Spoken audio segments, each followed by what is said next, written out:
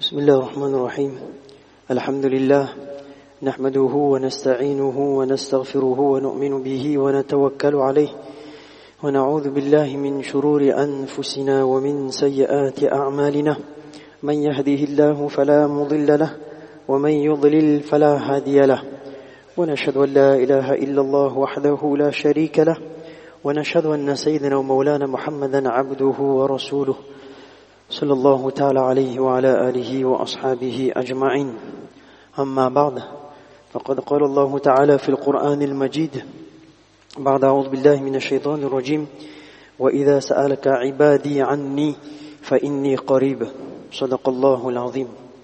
Alhamdulillah, toutes les louanges appartiennent à Allah subhanahu wa ta'ala, celui qui de par sa grâce nous a accordé cette occasion de nous réunir en ce jour béni de Jumu'ah dans ce lieu béni. Mes frères, durant le mois de Ramadan, avant aussi le mois de Ramadan, nous avons entendu à maintes reprises les versets de la sourate al-Baqarah, Ya ayyuhalladhina amanu kutiba alaykumus siyam, jusqu'à la fin, Shahru Ramadan alladhi unzila fihi al-Qur'an. Ce sont les versets où Allah subhanahu wa ta'ala, il cite le but du jeûne, les quelques règles concernant le jeûne, et puis la descente du Coran dans le mois de Ramadan, et à la fin, il y a une mention concernant la Eid. Et juste après ces versets-là, Allah subhanahu wa ta'ala, il cite le verset وَإِذَا سَأَلَكَ عِبَادِي عَنِّي فَإِنِّي قَرِيبٌ. Et quand mes serviteurs t'interrogent sur moi, alors je suis tout proche. Ujibu da'wat ad-da' idha da'an, je réponds à l'appel de celui qui me prie quand il me prie. Hazrat Mufti Taqi Uthmani Damat Barakatuhum, il explique, il dit que si Allah subhanahu wa ta'ala il a cité ce verset juste après les versets concernant le Ramadan, c'est pour rappeler aux croyants que la rahma, la miséricorde divine, bien sûr, se manifeste tout au long de l'année. Ça ne veut pas dire que Ramadan est parti, donc notre lien avec Allah subhanahu wa ta'ala, nos ibadat, nos du'as aussi sont partis. Non. Allah subhanahu wa ta'ala nous rappelle qu'il est toujours tout près de nous. Fa inni qarib. Je suis à côté de vous, proche de vous.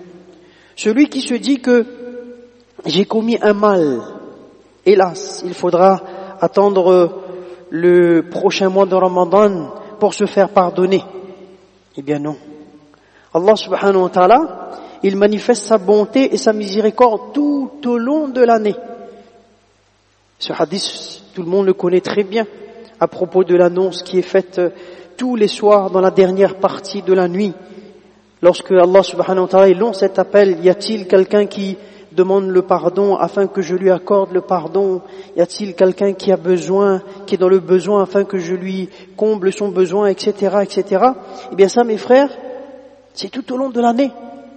Bien sûr, la nuit du 15e Sha'ban, on dit que ça commence à partir de Maghrib, mais sinon, tout au long de l'année, il y a cette manifestation de la miséricorde d'Allah subhanahu wa ta'ala.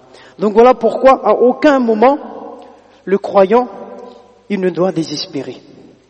Le verset وَإِذَا سَأَلْكَ عِبَادِي عَنِّي فَإِنِّي قَرِيبٌ, comme on a déjà lu tout à l'heure, eh bien ça a été révélé à la suite d'une question qui a été posée par un bédouin qui avait demandé une fois à Rasulullah sallallahu alayhi wa sallam en ce sens. Il dit, est-ce que notre Seigneur est tout près de nous ou bien il est loin? Parce que s'il est tout près de nous, alors on peut l'invoquer en murmurant, à voix basse. Mais s'il est loin de nous, alors faudrait-il l'invoquer à haute voix pour qu'il nous entende? Alors sur le coup, Rasulullah sallallahu alayhi wa sallam, il est resté silencieux, il n'a pas répondu.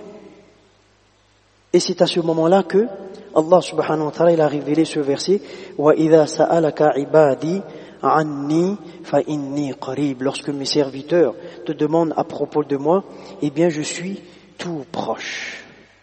Je suis tout proche. Et c'est la raison pour laquelle Rasulullah sallallahu alayhi wa sallam a dit en ce sens que Allah subhanahu wa ta'ala lui-même a dit, donc ça c'est un hadith qudsi, que mon serviteur, lorsqu'il pense à moi et il bouge, il remue ses lèvres pour faire mon dhikr, pour m'évoquer, alors je suis avec lui. Et c'est exactement ce qui est mentionné dans le Coran. Inna Allaha ma'al ladhina attaqaw wal ladhina hum muhsinun. Certes, Allah est avec ceux qui l'ont craint avec piété et ceux qui sont bienfaisants. Mes frères, Allah subhanahu wa ta'ala est avec nous à n'importe quel moment de l'année. Le croyant, eh bien, il peut venir frapper à sa porte. Il ne retournera jamais désespéré. Le croyant, il doit rester ferme dans sa foi et ses actions. Et en échange, Allah subhanahu wa ta'ala, il exprimera sa bonté et sa miséricorde. Rasulullah sallallahu alayhi wa sallam a bien dit en ce sens, wa atbi'is sayyi'ata al-hasana tamhuha. Après avoir commis une erreur, eh bien, fais une bonne action qui va effacer la mauvaise action. Les savants disent qu'à partir de ce hadith, nous voyons bien que les bonnes actions, eh bien, effacent les péchés. Et ceci est clairement spécifié également dans le Coran. Innal hasanat yudhibna as-sayyi'at. Innal hasanat, les bonnes œuvres, yudhibna as-sayyi'at, dissipent les mauvaises. Et ça, mes frères, c'est une beauté de notre religion. Regardez comment Allah subhanahu wa ta'ala, il facilite pour le croyant. Il aime le croyant. Du moment qu'il facilite autant, c'est parce qu'il aime le croyant et il a envie de pardonner au croyant. Donc dans l'accomplissement des œuvres simples, des actions simples, on reçoit le pardon des péchés mineurs. On rappelle que pour les péchés majeurs, bien sûr, il faut un repentir sincère. Alors à ce sujet, justement, il y a tellement d'actions simples qu'on ne peut tout citer ici. On va juste voir quelques-unes ensemble. Parmi ces actions qui effacent les péchés, il y a tout simplement le wudu, l'ablution.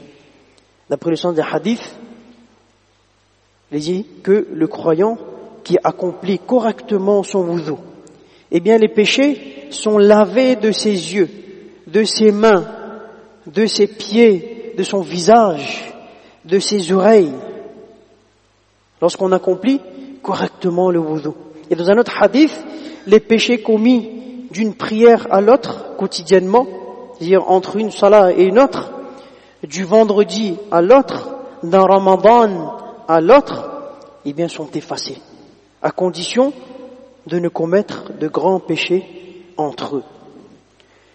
Dans un hadith, il est dit en ce sens, celui qui, après avoir accompli son wudu, il accomplit correctement son wudu, il a bien lavé les mains, le visage, il a bien fait tout ce qu'il fallait faire selon la façon sunnah.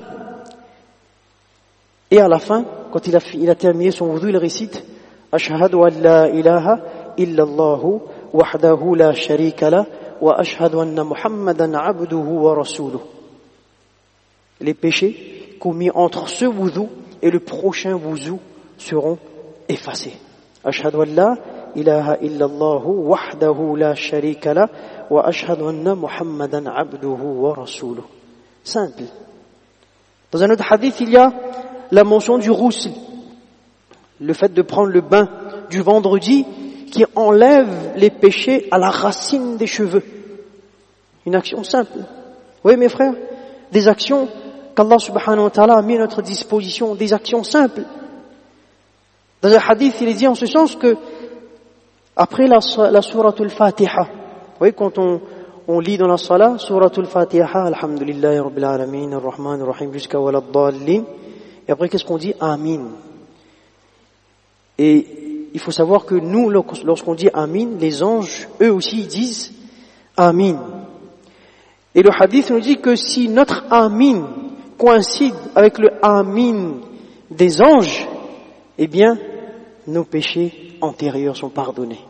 Subhanallah. Juste le fait de dire Amin.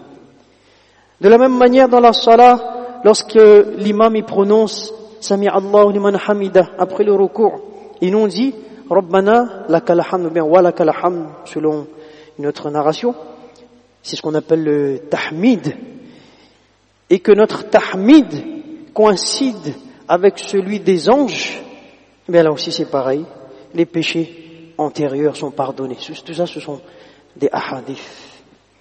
Encore une autre action simple, toujours d'après le son des hadiths bien sûr, celui qui remplit un saf, quelqu'un qui arrive, la salat est au moment est prêt pour commencer, et il voit une place vide, soit sur la droite, soit sur la gauche, et donc il va remplir cette place vide, il va remplir ce saf, il aura ses péchés pardonnés. Celui qui, après chaque salat, lit 33 fois Subhanallah, 33 fois Alhamdulillah, 33 fois Allahu Akbar, et une fois La ilaha illallah wahdahu la sharika lah, lahul mulk wa lahul hamd, wa huwa ala kulli shay'in qadir. Bien d'après le sens des hadiths, il dit qu'il aura ses péchés pardonnés même s'ils sont nombreux comme l'écume de la mer. Même s'ils sont nombreux comme l'écume de la mer. Des actions simples encore. D'après le sens des hadiths, deux frères en islam qui se rencontrent, qui se croisent, se font salam avec sourire. Assalamu alaikum mon frère. Avec sourire. Eh bien les deux avant de se séparer, ils auront les péchés pardonnés. Nourrir un pauvre. Nourrir un pauvre, le fait de nourrir un pauvre, ça c'est une action qui rend wajib, obligatoire le pardon des péchés. Donner à boire à quelqu'un qui est assoiffé, pareil, efface les péchés. Et de cette façon, vous savez, il y a tellement de... La liste est encore très longue. Il y a même un livre entier qui est écrit dessus, toutes les actions qui effacent les péchés, des actions simples, tirées de hadith, bien sûr. Des actions simples. On ne peut pas, bien sûr, tout énumérer ici. Donc, juste de retenir, mes frères, que le croyant, il doit toujours s'accrocher aux bonnes œuvres pour bénéficier du pardon de son Seigneur et de rester constant dans les formules. Vous voyez les formules de istighfar, les formules de demande de pardon.